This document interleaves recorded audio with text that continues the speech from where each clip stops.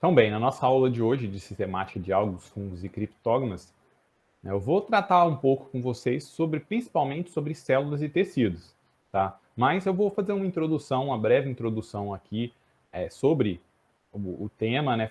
Vamos supor, fazer um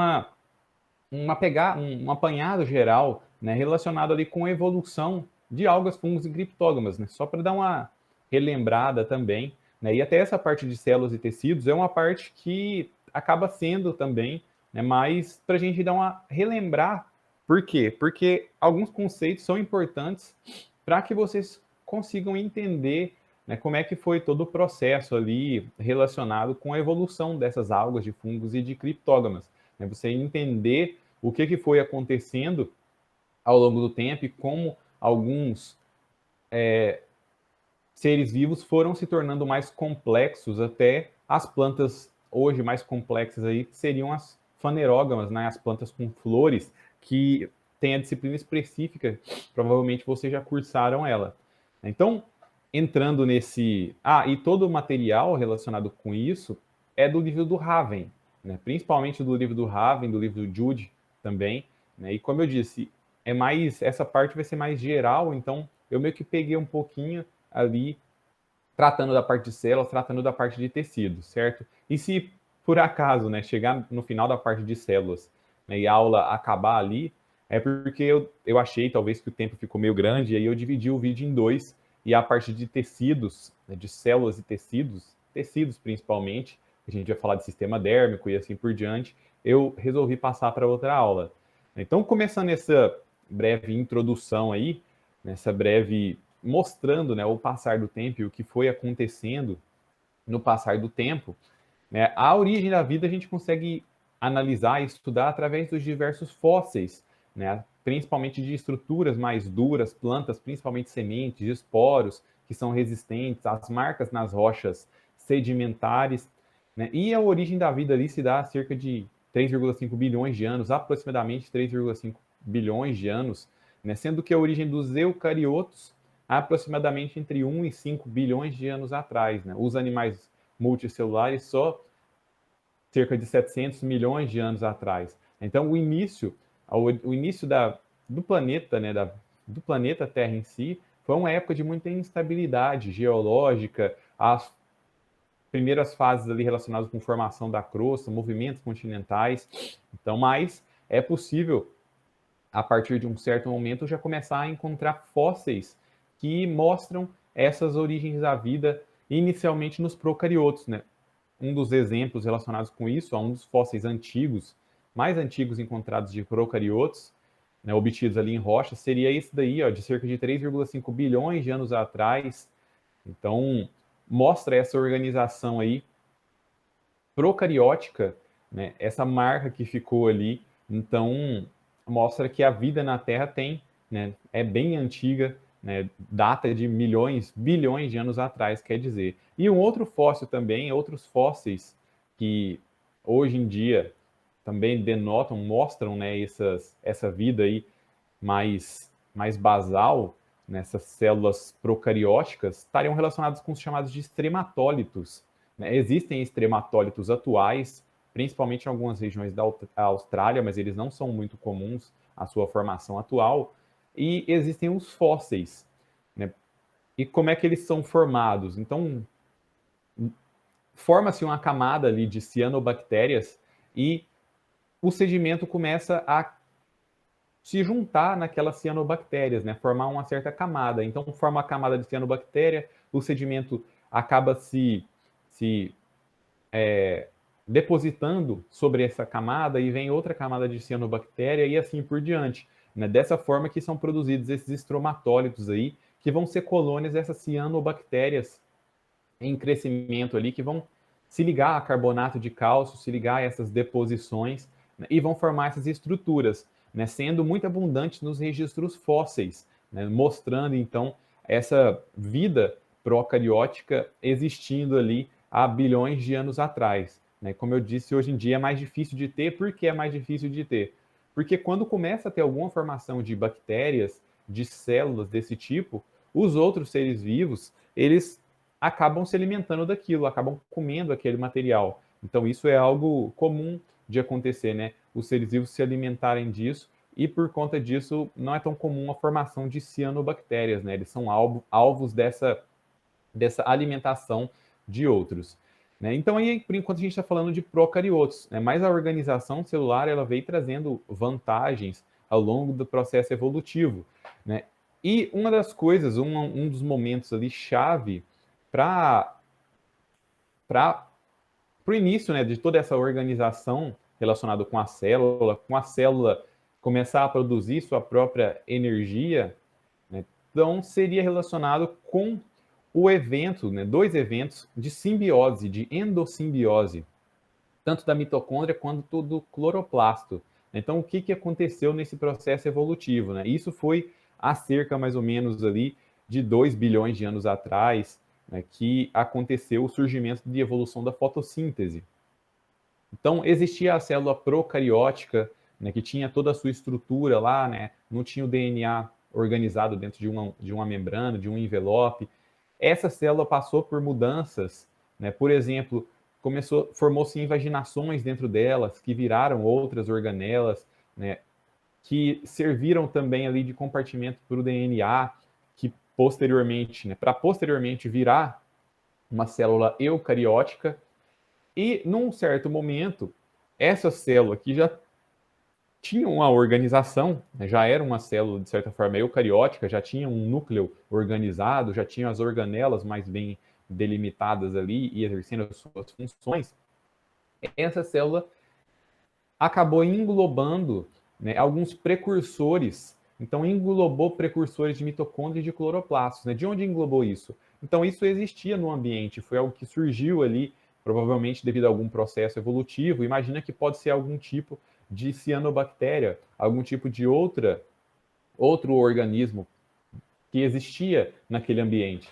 E quando houve esse evento de endossimbiose, essa célula englobou esses precursores e depois de um tempo eles meio que passaram a exercer uma função ali de organela. Né? E isso é algo que pode ser, tem evidências nas características dos cloroplastos, das mitocôndrias, né? Quais seriam características? Eles têm uma membrana ali diferenciada que indica essa fagocitose. Então, eles têm aquelas 3 camadas indicando essa fagocitose. O material genético deles tem uma certa diferença do material genético da célula normal, mais uma vez indicando isso. Então, esses seres passaram, né? Aqui falando mais específico dos que englobaram os precursores de cloroplastos, passaram a ser autótrofos. Então, esses seres que são capazes de sintetizar as próprias moléculas ricas em energia, né, a partir ali de matéria inorgânica mais simples. E existem evidências de fotossintetizantes cerca de 3,4 bilhões de anos atrás. Então, esse processo aconteceu há bilhões de anos atrás e trouxe vantagem. Né? Então, foi mantido ali ao longo do processo evolutivo.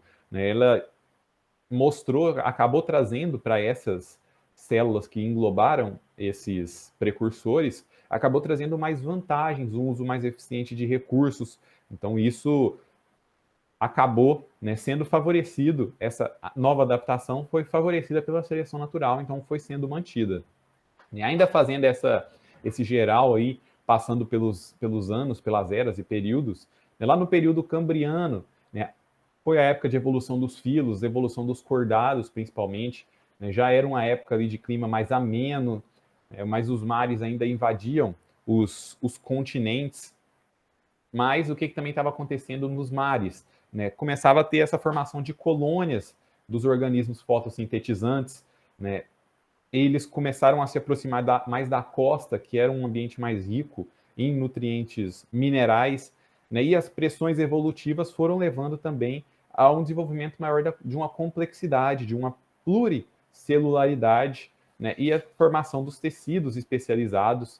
Então, a partir, né, aqui mostrando só um geral, né, de como é que era no Cambriano, os mares ainda invadindo grande parte, mas ali a partir do Paleozoico, do Ordoviciano, 510 milhões de anos atrás, começou uma possível invasão do ambiente terrestre pelas plantas. Né? Então existem fósseis mostrando essa possível início de colonização do ambiente terrestre pelas plantas. Né? Já era uma época ali também de clima mais ameno, os mares já estavam mais rasos, né? Acontecia ali, né, os continentes em geral tinham essa topografia plana, então esse foi o momento que começou essa passagem, essa transição dos organismos autótrofos dos mares também passar para o ambiente terrestre.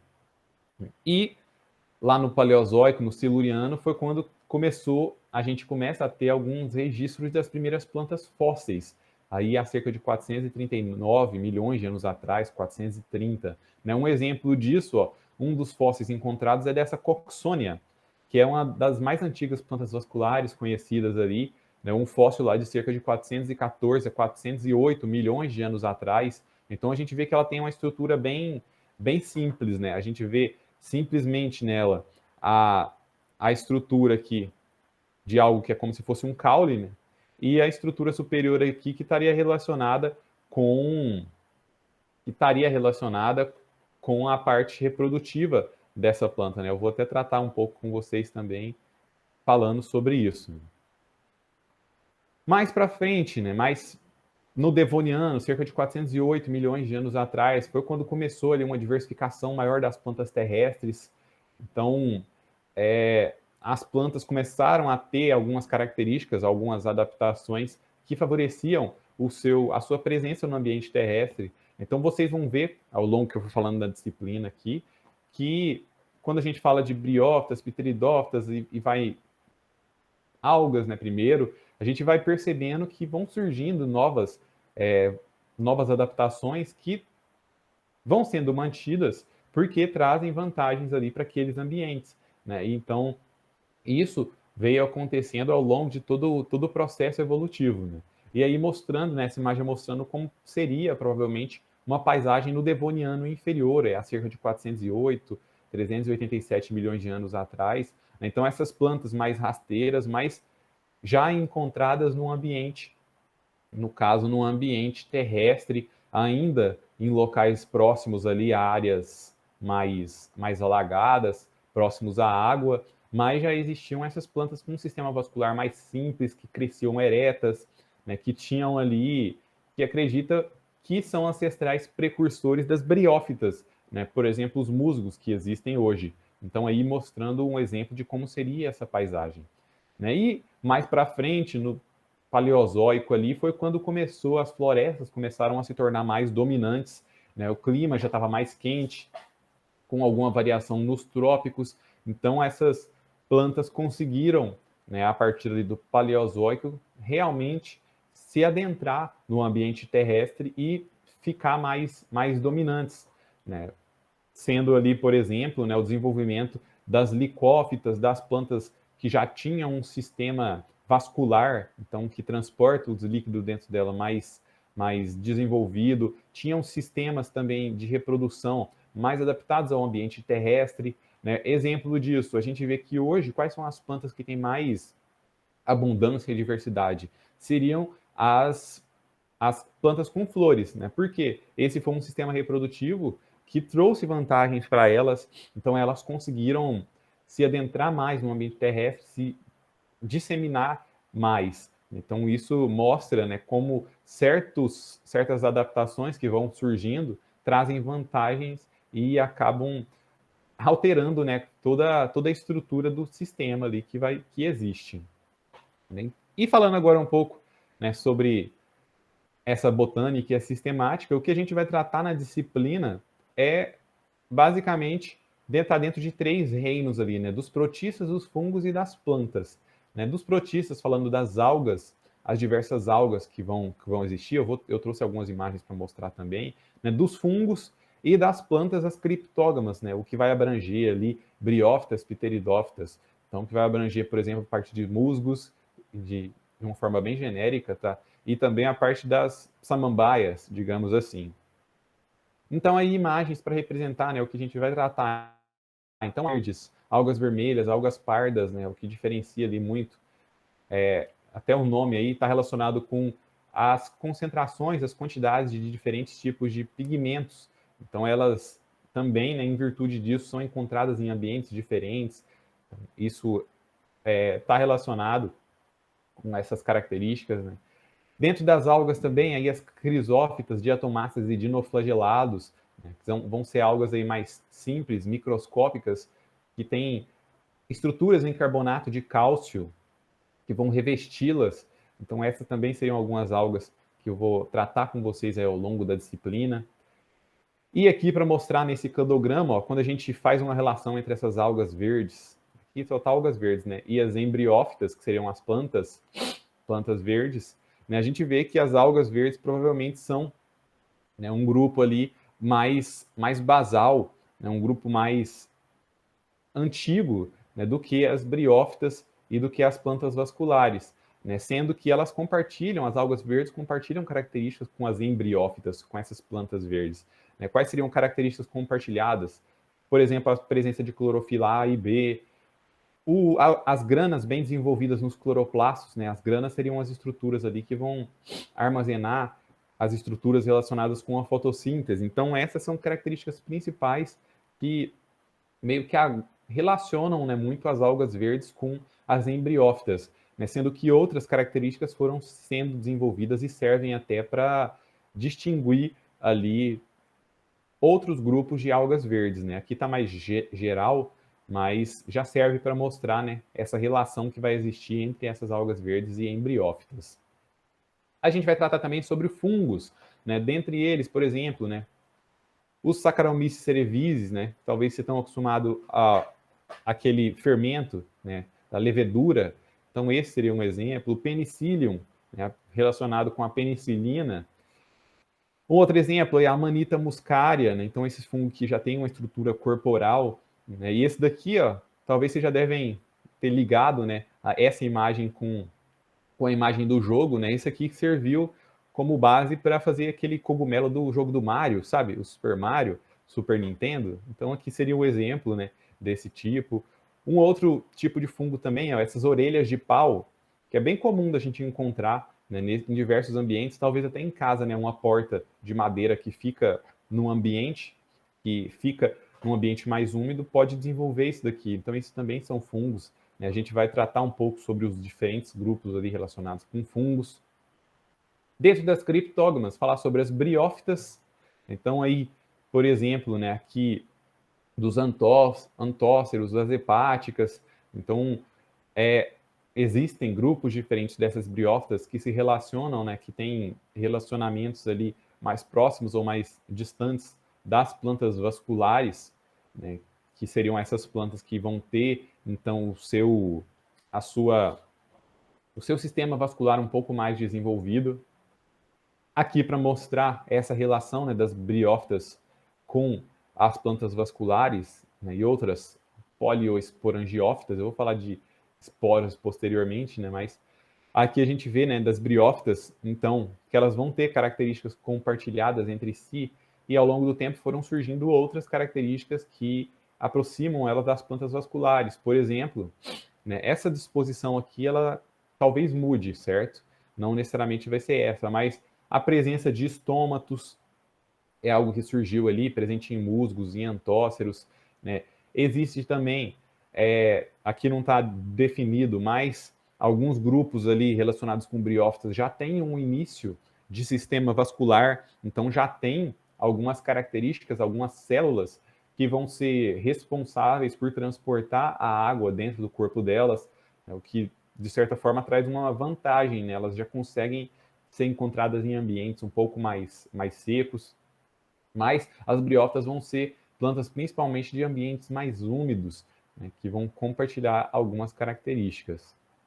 E dentro das criptógamas a gente vai tratar também das pteridófitas, né? Então samambaias, cavalinhas vão ser encontradas dentro desse grupo, né? Um grupo ali também bem diversificado, que tem algumas características bem específicas, né? E dentro desse grupo, ó, aqui mostra alguns exemplos, né, de alguns que a gente vai tratar, né? Então, aí, isoetes, a gente vai falar um pouco, selagineláceas também, licopodiáceas, né? A gente talvez cite algumas fósseis, por exemplo, eu já tinha mostrado a imagem de uma coxônia, né, que seria, elas existem só no registro fóssil, não existe, no caso, em ambientes atuais.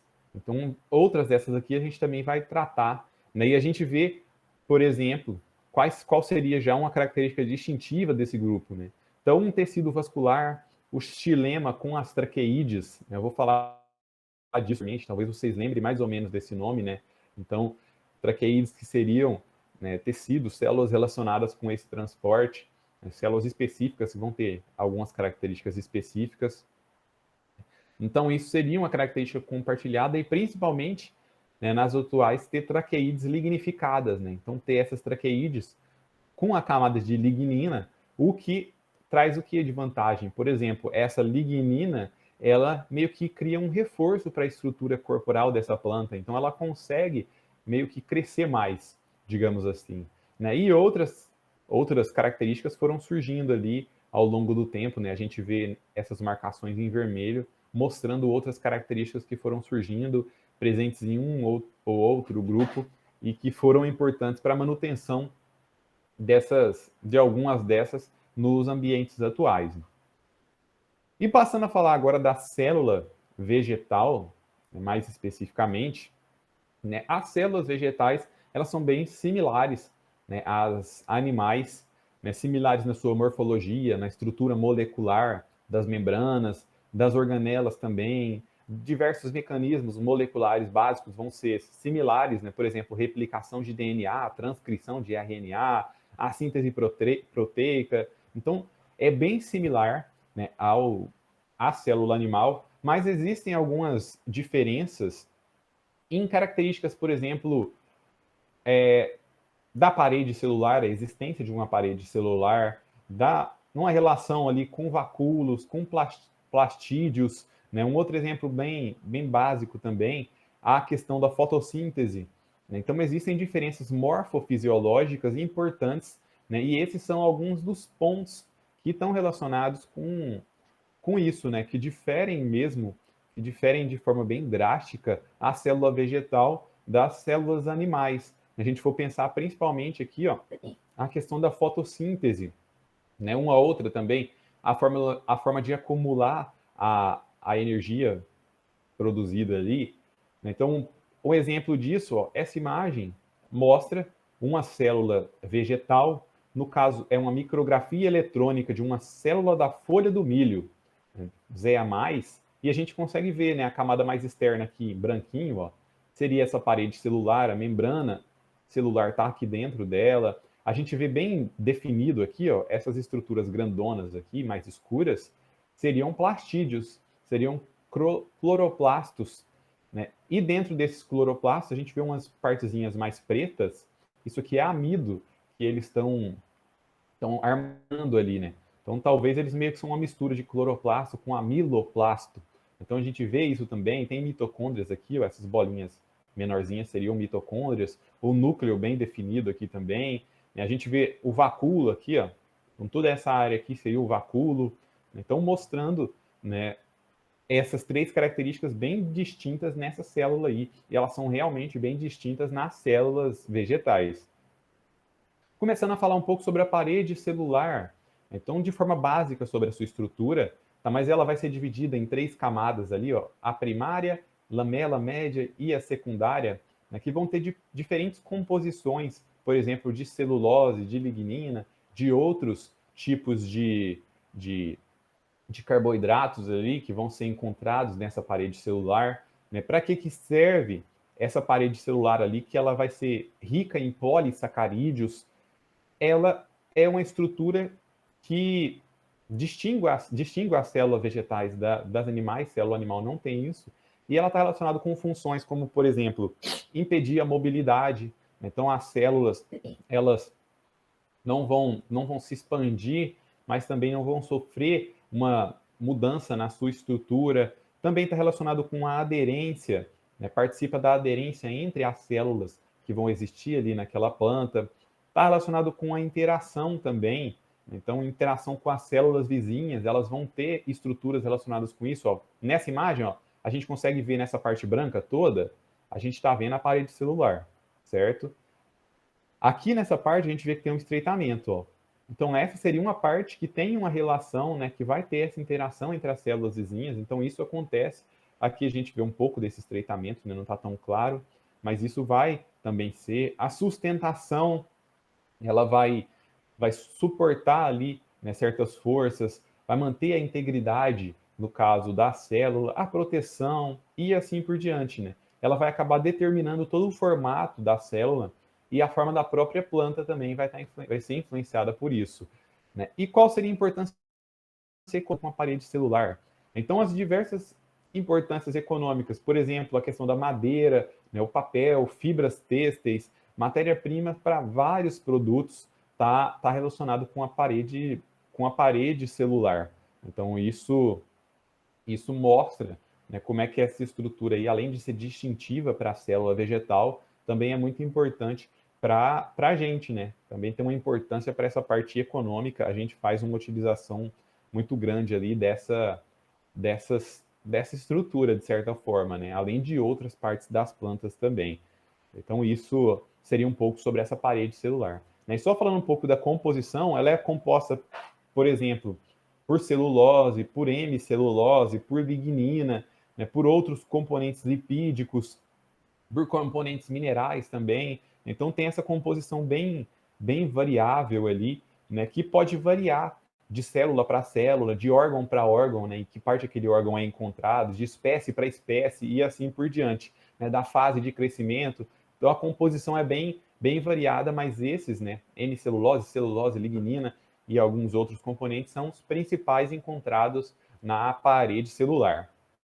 Aqui mostrando, ó, no caso, a membrana plasmática, né? A gente vê a membrana plasmática também que vai existir, né, nessas células e a parede celular aqui entre elas, né? Aqui é a parede celular e a membrana plasmática de duas células diferentes, né? Uma célula está para cá e a outra está para cá. Então isso a gente consegue ver bem claro. E a gente consegue ver também, ó, essas estruturas circulares aqui são estruturas relacionadas com o citoesqueleto da célula, né? Seriam os microtúbulos. Né? Para que serve esse citoesqueleto? Eles também auxiliam em manter a estrutura celular. Então, aí mostrando a importância também de outras estruturas dentro da célula para manter a sua forma, né? Para manter aquela estrutura. Passando para outra característica muito importante da célula, que seria o vacúolo. Então, o vacúolo pode ser, né, pode acabar compondo uma maior parte ali da célula vegetal. Né? Nessa imagem aqui, dessa micrografia, o que a gente vê? Toda essa estrutura em branco aqui, ó, a gente consegue ver bem a membrana que está delimitando ela aqui, seria o vacúolo. Então, olha o tamanho desse vacúolo que a gente consegue determinar aí. Então, ele pode ocupar até 95% desse volume celular. Né? Tem um suco celular ali dentro e ele pode acabar servindo para diversas funções. Né? Por exemplo, pode estar relacionado com o acúmulo de nutrientes. Então, a planta pode acumular nesses vacúolos ali nutrientes que ela vai produzir e se utilizar deles posteriormente. Pode acumular também metabólitos secundários. Né? Metabólitos secundários, talvez vocês lembram de ver eu falar disso, não ver, né? Vocês leram na parte da disciplina da semana anterior. Então, quais seriam metabólitos secundários que podem ser acumulados aí? O látex. Então, quando uma pessoa vai lá na seringueira, faz os cortes nela e extrai aquele líquido, o que ela está fazendo, né? Quando ela faz aqueles cortes, ela está extraindo esse látex que está acumulado num vacúolo. Né? Então, isso seria um exemplo. A nicotina também fica acumulada em vacúolos. Os açúcares também podem ficar acumulados em vacúolos, né? Vários outros metabólitos primários e secundários podem ser encontrados nisso. Né? E a expansão celular, quando essa célula cresce, resulta muito da absorção de água pelo vacúolo. Então, esse vacúolo aí, ele também serve nisso, né? Serve para manter, de certa forma, o tamanho dessa célula, para manter a quantidade de água dentro ou fora dessa célula vegetal. Então, isso é algo que acontece. Aqui mostrando ainda sobre o vacúolo e mostrando diferentes acúmulos de metabólitos, Essa imagem aqui, ó, a gente vê essa estrutura toda gigante em preto aqui, ocupando a maior parte da célula. Isso aqui seria um vacúolo que vai conter tanino, né, presente aí nessa mimosa púdica, conhecida como dormideira. Então, esse tanino seria um exemplo de metabólito. E qual a importância dele nessas plantas? Né? Ele serve para dar um gosto ruim para a planta. E para que isso serve? Para evitar a herbivoria. Então, esse vacúolo acumula esse tipo de metabólito por conta disso. Né? Porque provavelmente, com o passar do tempo, as plantas que tiveram, né, que tinham um acúmulo maior desse tanino, elas conseguiam evitar mais a herbivoria, foram sendo mantidas ao longo do processo evolutivo. Então, isso mostra uma das funções aí de como esse vacúolo pode ter sido importante aí nesse processo evolutivo. Né? Um outro exemplo, ó, essa daqui, essa imagem, né, mostra o vacúolo também. Aqui ele está bem dividido, ó, nessas várias partes brancas estão relacionadas com o vacúolo de uma folha de tabaco. Então, acumulando ali, no caso, nicotina. Né? Então, isso mostra uma outra função desse vacúolo, né? Armazenando um outro tipo de metabólito. E nessa imagem a gente também vê aqui, ó, também nessas estruturas, a gente vê aqui, ó, que tem essas riscas por dentro, né? Isso aqui seriam os cloroplastos dessa célula, né? E passando agora também por uma outra característica bem distintiva das células vegetais, certo? Essa daqui muito importante, que é até o que dá característica aí de serem autótrofos, né? Das plantas terem essas funções autótrofas, que seriam os plastos ou plastídeos, né? Que vão ser organelas específicas das células vegetais, que tem uma membrana dupla, que tem um genoma próprio, né? Isso daqui são duas características, ó, que denotam, que são evidências de que esses plastídeos foram fagocitados, né? Eles sofreram endossimbiose. Lembra que eu falei para vocês de endossimbiose anteriormente? Né? Então, isso são evidências de que ocorreu essa endossimbiose. Né? Dentro desses plastídeos, tá, por exemplo, os cromoplastos, que são os plastídeos, ó, cromo, relacionado com a cor, são plastídeos que armazenam ali pigmentos, né, plastídeos pigmentados, e também vão existir os leucoplastos, né, que vão ser plastídeos sem pigmentos, que vão armazenar outro tipo de, de materiais ali, né? Os amiloplastos vão armazenar, por exemplo, amido, sintetizar e armazenar. Os elaioplastos vão armazenar lipídios e gorduras. Então, isso seriam diferentes plastídeos que vão existir. Né? E como é que eles se desenvolvem? Qual é a sua origem?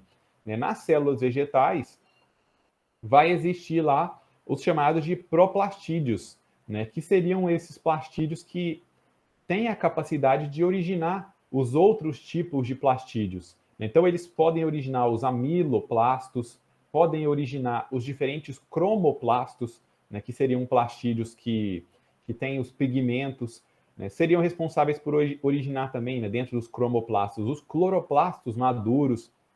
Então, isso a origem desses diferentes plastídeos já dentro da célula vegetal seria essa célula, né, esses proplastídeos que têm essa capacidade aí, né, de certa forma, em se transformar nos diferentes tipos de plastídio ali, dependendo a localização que ele vai ser encontrado, né, dependendo do tipo de planta, né, a espécie dessa planta, ela vai ter quantidades diferentes de plastídeos ali dentro dela. Então, isso acontece.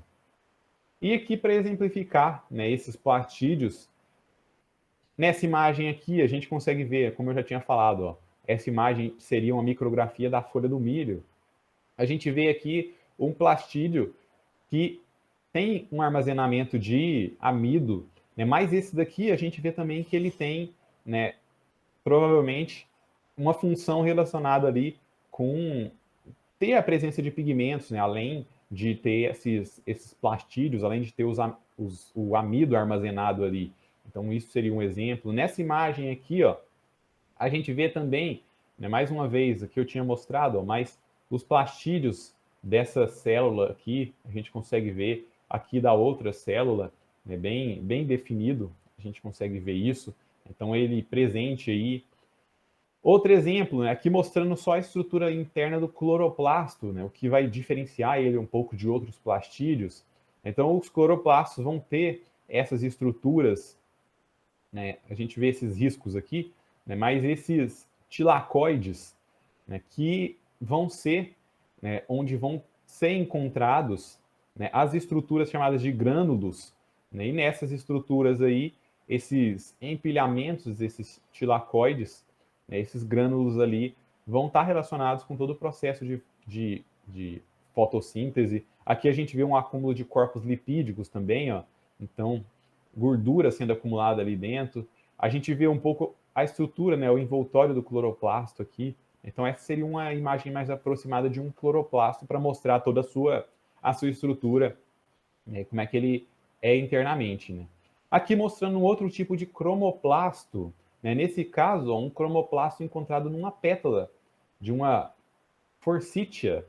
Então esse, ó, é uma planta ali que tem esses cromoplastos. Então cada bolinha preta dessa daqui tem um acúmulo de um pigmento, provavelmente influencia na coloração dessa pétala. Então esses cromoplastos ali vão acumular esses pigmentos, o que influencia na cor da planta. Nesse caso, ó, aqui a gente está vendo, fala que é um pigmento amarelo que vai ficar armazenado, né? Então essa forsythia teria essa coloração amarela por conta desse acúmulo do pigmento nesses cromoplastos aí. Então isso é algo importante também para essas características. Aqui mostrando um outro exemplo no caso de outro exemplo de leucoplasto, nesse caso um amiloplasto, que é esse amido, esse plastídeo que acumula amido, e a gente vê, ó, essas estruturas grandonas brancas aqui, ó, é um amido acumulado, né? E onde é que é encontrado isso aqui? No saco embrionário de soja. Então, são estruturas ali, né, mais relacionadas com o processo reprodutivo dessa planta, nesse caso, né, mas esses amiloplastos aqui, né, vão estar envolvidos ali na síntese, no armazenamento a longo prazo de amido nas sementes e também em alguns outros órgãos de reserva. Né? Aqui falou de soja, mas, por exemplo, nos tubérculos de batata inglesa, então na batata tem muito amido. Né? Por quê? Lá dentro dessa batata, as células dela vão ter uma grande quantidade de leucoplastos desse tipo aqui, né? Uma grande quantidade de leucoplastos do tipo amiloplastos, que são esses que acumulam o amido e vão ser responsáveis por armazenar, né, esse amido ali que pode ser utilizado pela planta posteriormente.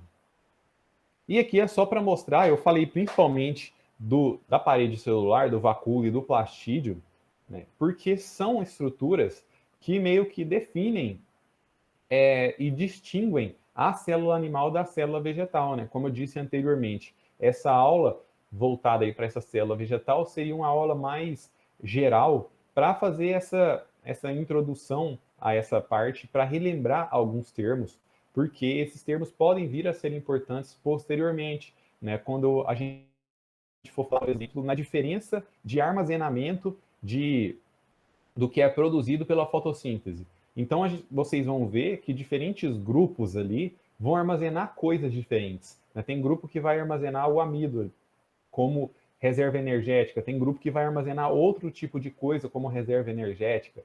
Então, isso influencia também, né, na sistemática, influencia também, no caso, em como esses grupos vão estar mais ou menos relacionados. Então, por isso que é importante a gente ter essa revisão, essa breve revisão, né, sobre essa parte de células e também sobre a parte de tecidos, né, que vai ficar para a próxima aula. Essa aula aqui já está dando um tempo razoável.